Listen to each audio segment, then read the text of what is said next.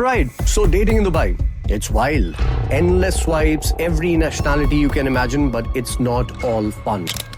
She starts to see him as like this waste of space, doesn't make any effort, he's not opening the door anymore, he doesn't make an effort with her taking her on dates, he's not dressing the same as he used to. It just becomes quite mundane, quite boring. People stop putting in effort, attraction shifts, and attention comes from everywhere else. Relationships take work, a lot of work, and showing. Again, I'm coaching men through this exact same thing, and it eats you from the inside out. You have to face yourself, fine, but one day it will kill you from the inside. Try to develop a sense of humor, be worldly, travel, read things, be able to have a conversation. This is attractive. Masculinity coach and mentor Adil Hussain is helping men confront their own narrative, own their weaknesses, and step into the authentic masculine energy they were meant to have.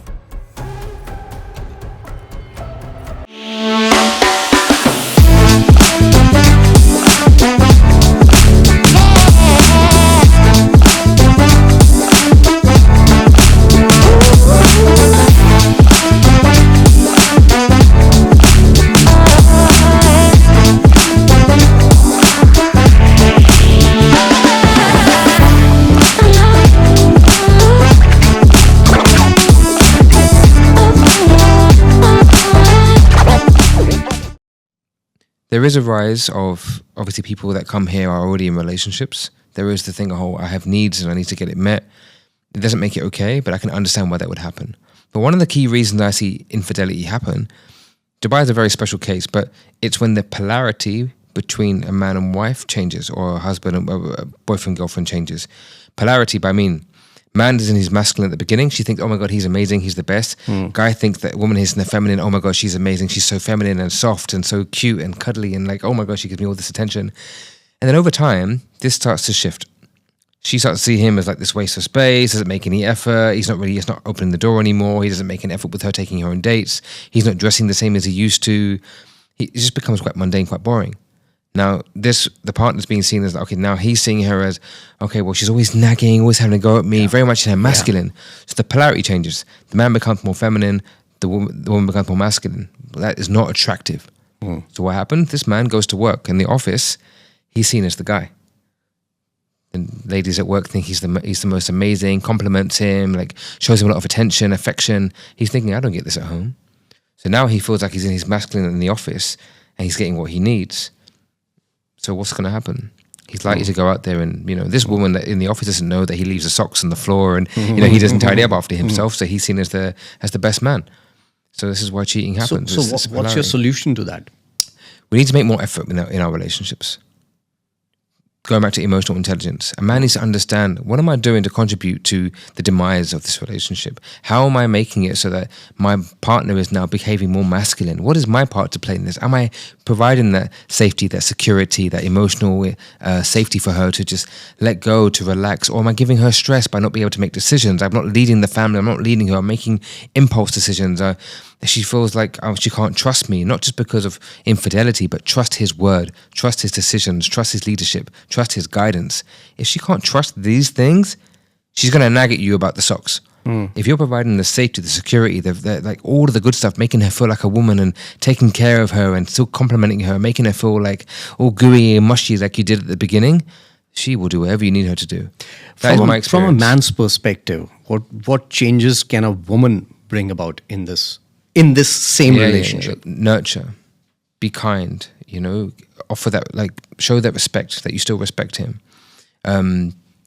Take care of yourself when it comes to still being in your own feminine. Be someone that gets their hair done, the nails, all the kind of things that make you feel soft and flowy and feminine too. Sometimes I feel like if you can throw money at something, do it. For example, if you need to get a maid to clean up once a week, pay for it, because no one likes doing that stuff and it just makes you all feel uncomfortable. Offer him compliments. Tell him that you think he's handsome. One of the things that I believe that we need to do more of in our relationship is leave no gap where someone else can come in and replace the part that you're neglecting. Beautifully said.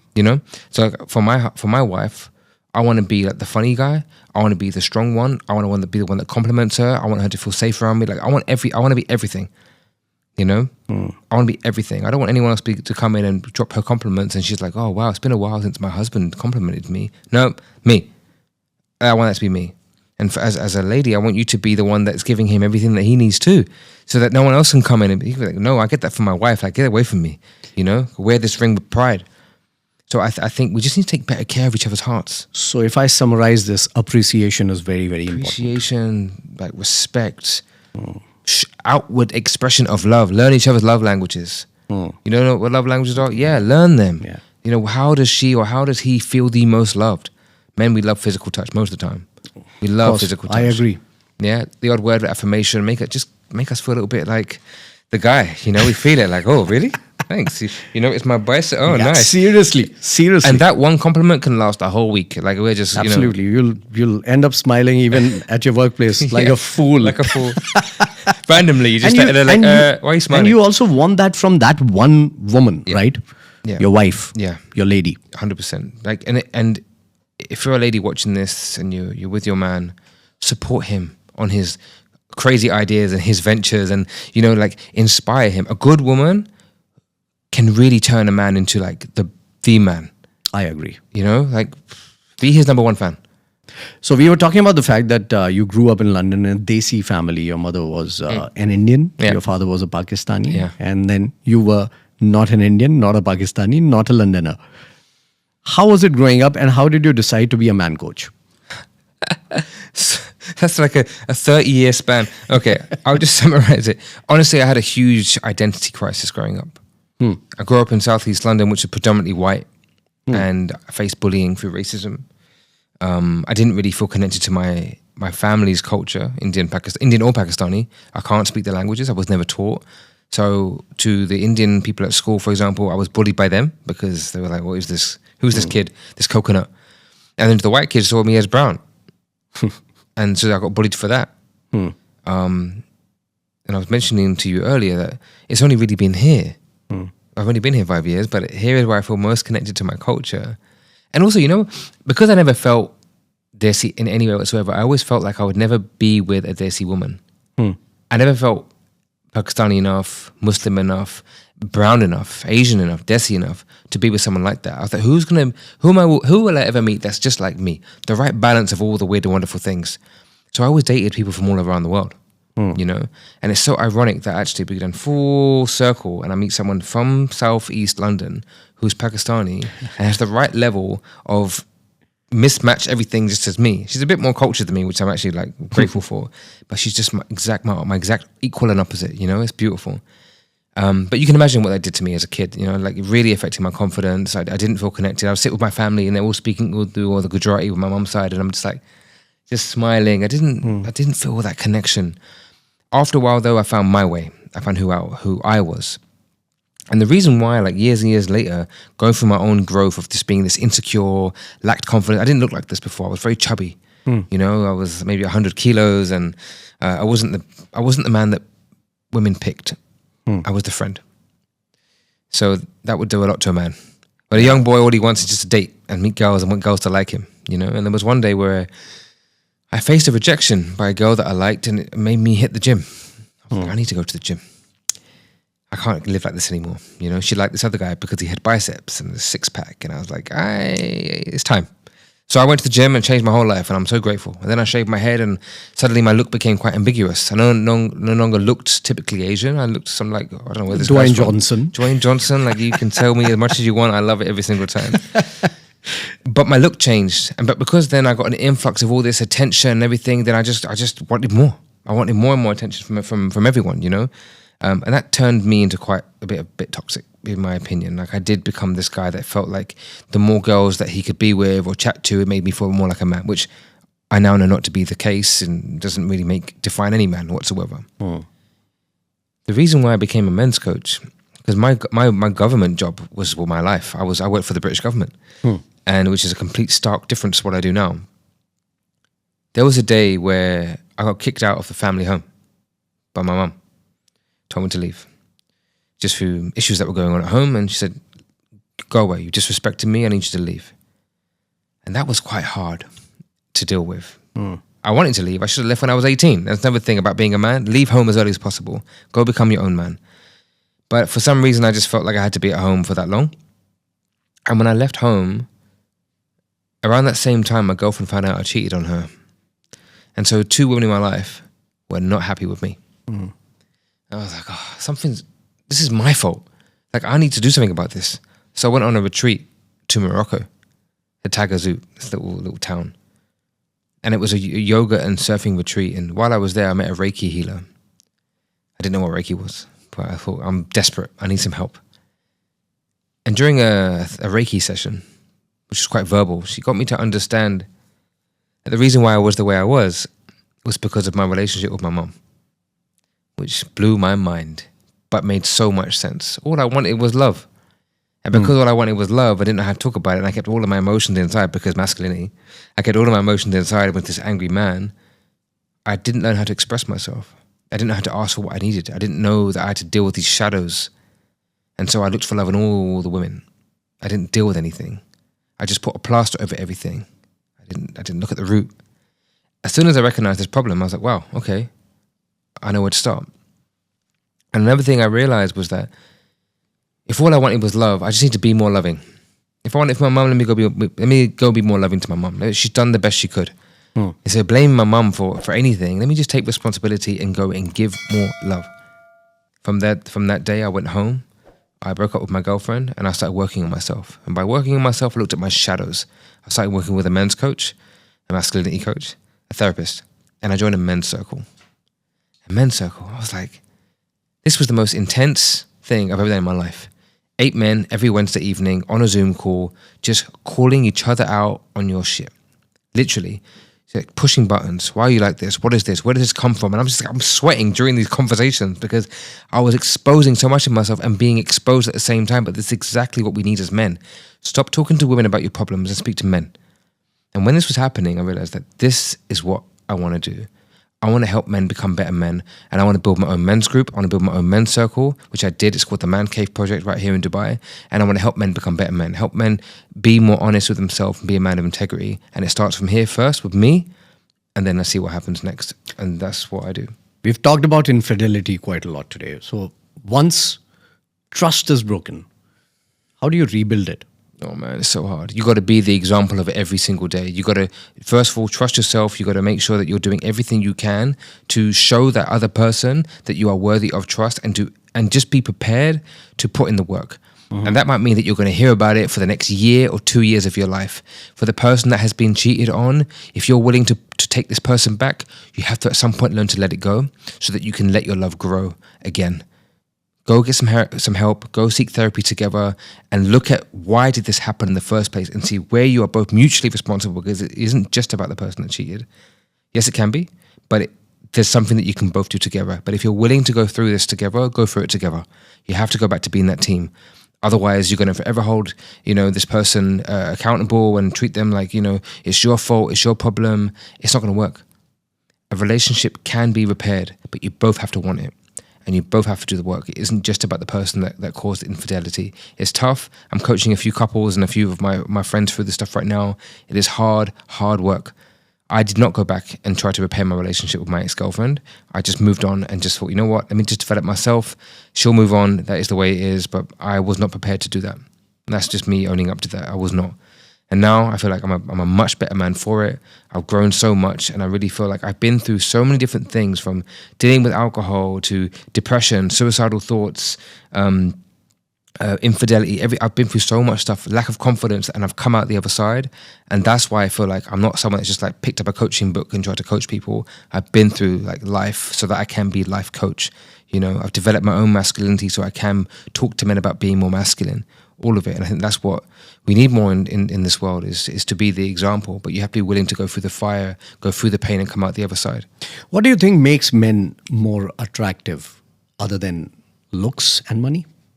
Inner confidence, knowing who you are, being unapologetically you. That is attractive. Having some interests, having some hobbies, having something more about you that's interesting than just your job, because it's boring. No one cares about your job. Even if you do have quite a different kind of job, have some things that make you, a bit more interesting, so that you can talk about topics. When I have some of my friends, I've got one friend called Roland. He can talk about any topic. That makes him really interesting. Even for me, I find him attractive. Like it's so interesting that he is like this way. I think you can be more interesting as a person. Try to develop a sense of humor. Be worldly, travel, read things, be able to have a conversation. This is attractive. Learn how to dress. Just take care of how you look. This is also attractive. It hasn't got. You don't have to be the most good-looking man in the world. And a lot of men do struggle because they think, I'm overweight, I don't know how to dress, or I'm not the best looking. Be interesting. Be funny. Have some hobbies. Set yourself apart. So you're not just another guy just trying to work a 9 to 5 and scrolling through Tinder. Like, have something about you. That makes you interesting. I always say this: you can't change how you look, but you can be the best version of yourself. Yeah. I mean, I changed how I look. I think you can do something. If you're a guy that is quite overweight, for example, change it. That would definitely make you feel more confident. I'm talking about facial features per se. Yeah. I mean, you can get a bit of a jawline if you lose. You can. I'm going to do that very soon. Yeah. Losing a little bit of weight can change your structure, but I agree. You can't just change everything about you, and I wouldn't recommend it. I love the skin you're in, but there's something, whatever you can change. Whatever you can control. And that's one thing that I think we can talk to all the men listening to us today. But control what you can control. Stop being lazy. Just do something about it, That's a very important thing that you just say. Before we go on to the next segment, I want to add on this that I've lived my life on this fundamental that I don't worry about those things I can control because I can control them. And I don't worry about those things that I cannot control because I cannot control them. Yeah. So I've lived my life like that. And I think it has helped me. So maybe it might help someone else as well. 100%. Why worry about the things that you don't have in your control? Change worry into concern. Worrying is just going this. Concern is right.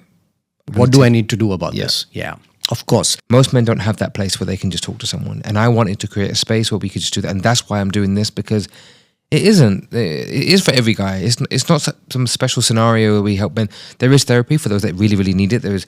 There are counselors and everything like this. But for the everyday person, the man in the office that's just working the 9 to 5, maybe going out in the evening or going out the weekend, living for the weekend, a little bit lost in life, just struggling at home with his wife and kids and doesn't have no one to talk to, hasn't got any friends. That's the guy we need to talk to. We're all just regular guys. Absolutely. We're not necessarily super spiritual or anything like this. We just want to have a normal life. And that is possibly the reason why I connected to almost everything that you've mentioned on this podcast. So I love this particular segment that we've designed for you. Okay. So, it's called Man Enough. And I'm going to ask you, are you man enough to say a few things or do a few things? Okay? Okay. Are you man enough to say, I need help? Yes. And I've done many times. And how important is it? Super important. When you're going through life and you're not asking anyone for anything, this is when you start to go crazy, And then for what? For what? Pride, ego? Drop the pride, drop the ego. Ask for help. Are you man enough to cry in front of her? Yeah, 100%. I've done it many times. I'm emotional. I wear my heart on my sleeve. I get emotional at all things now. I saw my wife walking down the aisle and tears are coming. And, or at least tearing up. I'm definitely a bit more emotional than I cried on my wedding as well. Beautiful. Okay. Are you man enough to admit when you're scared? Yeah, It might take me a bit of time. It isn't the first thing that I come to. I try to talk about it, rationalize it in my head, and then I think at some point I can just own it and just say, you know what, I'm a bit scared of this, and this is why. I do think there needs to be that why. Maybe that's still my ego. I don't know. All right. This one is very important, I think, the next one. Are you man enough to stay loyal when no one is watching? Oh, 100%. 100%. I've been tested too many times. I've made my mistakes. But I think this is where a lot of people lag behind. Do you think? Yeah. Temptation's everywhere. Yeah, because you think nobody knows. Yeah. Who's going to know? Nobody's going to know. Again, I'm coaching men through this exact same thing, and it eats you from the inside out. You have to face yourself. If you can face yourself, then, fine. But one day it will kill you from the inside. Are you man enough not to retaliate when your ego is hurt? I'm still working on that. I'm being honest. Seriously, I'm on a journey. I think we all are. There are times where I still say certain things, not maybe like aggression, but I still might respond a bit quickly on the WhatsApp, Yeah, I think that's one of the most difficult things to do. Yeah. To control yourself. Yeah. If Dubai were a person, what 5 relationship lessons could the world learn from it? Very quickly. Life can be as easy as you want it. You can get what you want if you ask for it. You can build anything you want in this city of dreams. So the same thing is for yourself. The world is abundant. Everything that you want is at your disposal. What else? There's more that unites us than pulls us apart. And Karak chai is always available for everyone that wants to drink. I love that last one. I'm a big Karak chai lover. too. Before Okay. we go away, this is a segment called Mic Drop Moment. If every boy ever looked at you and said, teach me how to be a man, what would you say to them? Understand your emotions. Talk to them. Understand what your body is telling you. Take time to get out of your head sometimes. Take time to learn new skills. Take time to understand your father. Don't be afraid. Face the fear. Whatever you're afraid of, go out there and do it. Living in fear will only hold you back. And seek places where you could take on responsibility. These would be my top things, And learn how to fight. If you can learn how to fight, at least you're going to be okay. You feel confident with yourself. But honestly, developing that, as I mentioned earlier, that your self-esteem comes from making promises to yourself and keeping them.